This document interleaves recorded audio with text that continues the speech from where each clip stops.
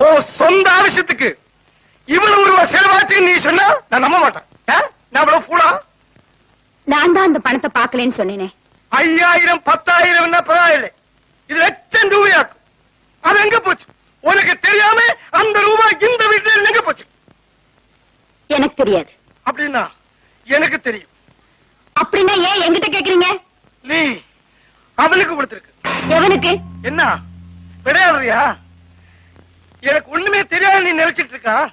நீ எங்க எல்லாம் போறேன்னு எனக்கு தெரியும். நீ யார் கூட எல்லாம் போறேன்னு எனக்கு தெரியும். ஒரு பொண்டாட்டி செய்யக்கூடிய காரியமா செஞ்சுட்டு இருக்க. ஒரு கணவன் செய்யக்கூடிய காரியமா நீங்க செய்யறீங்க? ஆமா, நீங்க எனக்கு யாரு? அது இன்னும் உனக்கு தெரியாதா?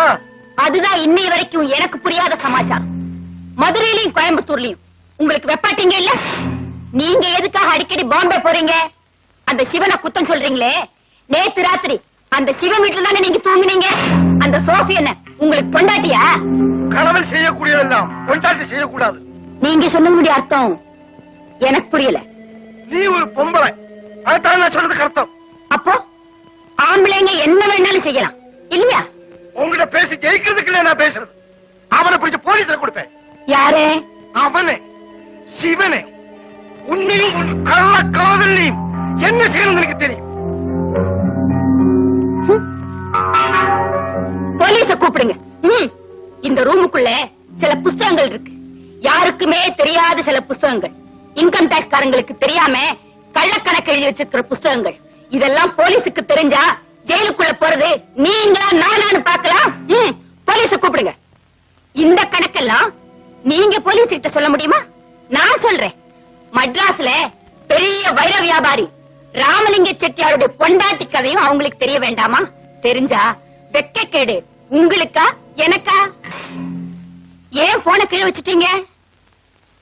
தைரியம் இருந்தா போலீஸ கூப்பிடுங்க.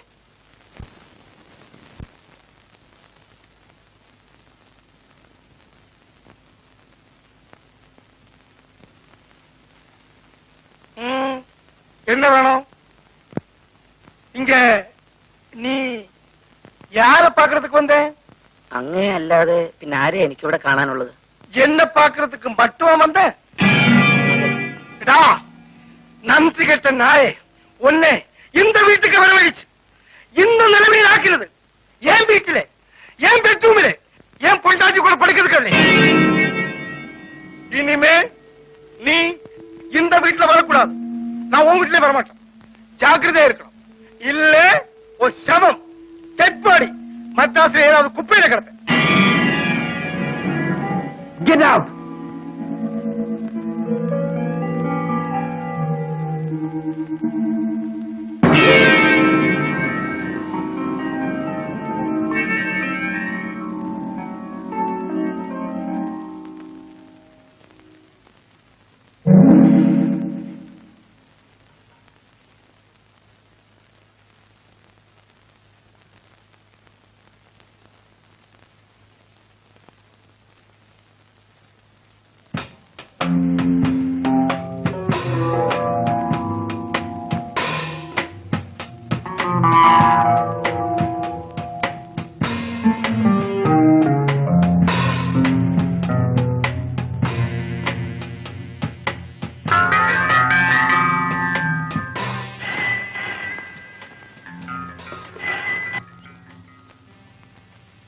ஹலோ, ஆமாங்க, நான் கமலம்மா பேசுறேன்.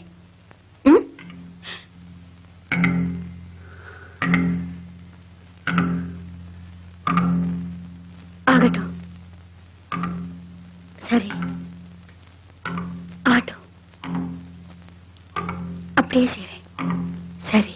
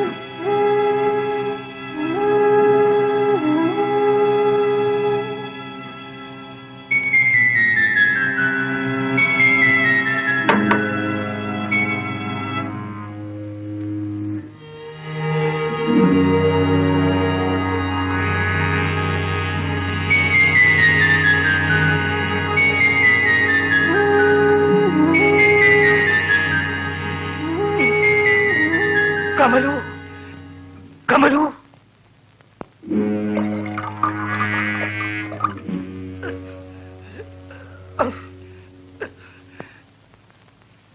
കമലു, കമലു, കമലു, കമലു, നെഞ്ചു വലിക്കുന്നപ്പ അമ്മ, അമ്മ, കമലു.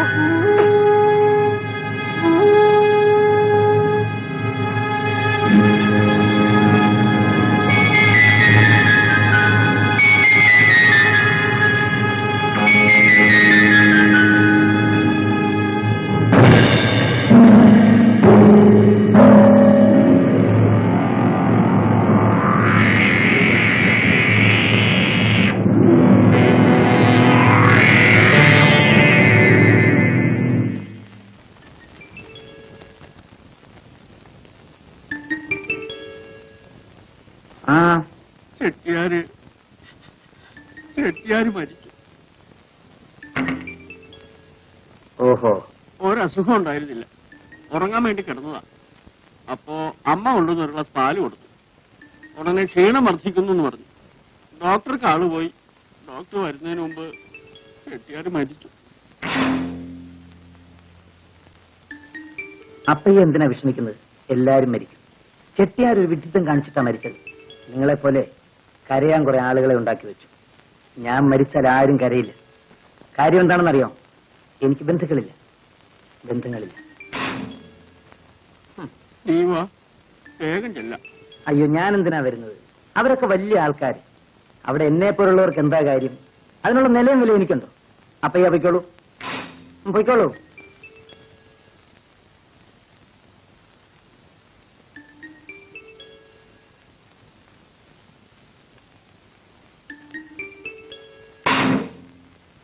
കഷ്ടമായി പോയി ശിവേട്ട. മദ്രാസിൽ നമുക്കുണ്ടായിരുന്ന ഏക ആശ്രയമായിരുന്നു അദ്ദേഹം. ആരെങ്കിലും ആശ്രയിച്ചാണോ നമ്മൾ ജീവിക്കുന്നത്? നമുക്ക് ജീവിക്കണം. അയാൾ അല്ലെങ്കിൽ മറ്റൊരാൾ. ശിവേട്ടൻ തീരെ മനുഷ്യത്വം ഇല്ലാതെയാണ് സംസാരിക്കുന്നത്. ജീവിക്കണമെങ്കിൽ അതില്ലാതിരിക്കുക നല്ലത്. ഇവിടെ ആർക്കാ മനസാക്ഷിയുള്ളത്?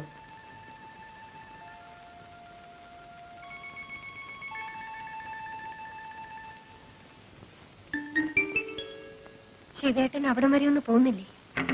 പോകണം, പോകും. സോഫി, എന്താ ശിവേട്ട? നിന്നോടൊരു കാര്യം പറയാനുണ്ട്. അത് കേൾക്കുമ്പോൾ സോഫി ഞെട്ടരുത്, വിഷമിക്കരുത്, വേദനിക്കരുത്. എനിക്കൊന്നും മനസ്സിലാവുന്നില്ല. നമ്മൾ എവിടെ വെച്ച് കണ്ടുമുട്ടിയെന്ന് എനിക്കറിയാം. എങ്ങനെ ജീവിച്ചു എന്ന് എനിക്കറിയാം. ഇവിടം വരെ എത്തി. രുക്മിണിയിൽ നിന്നാണ് എന്റെ വളർച്ച ആരംഭിച്ചത്. അതിനാക്കം കൂട്ടിയത് നീയാണ്.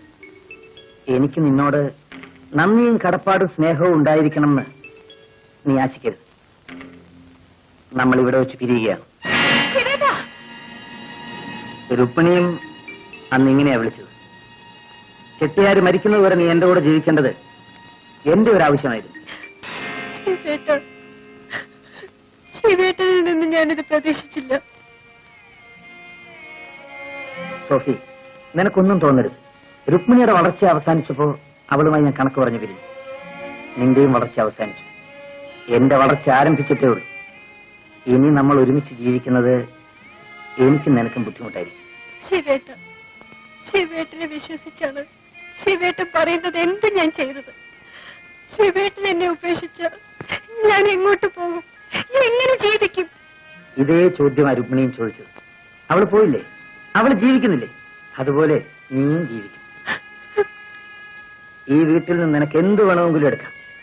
നീ ചോദിക്കുന്ന എന്തും തരാം. പക്ഷേ എന്നെ മാത്രം ചോദിക്കരുത്. രുക്മിണി ഇറങ്ങിപ്പോയ വാതിൽ തുറന്നു കിടക്കുകയാണ്. നിനക്കും അത് തന്നെയാണ് വഴി.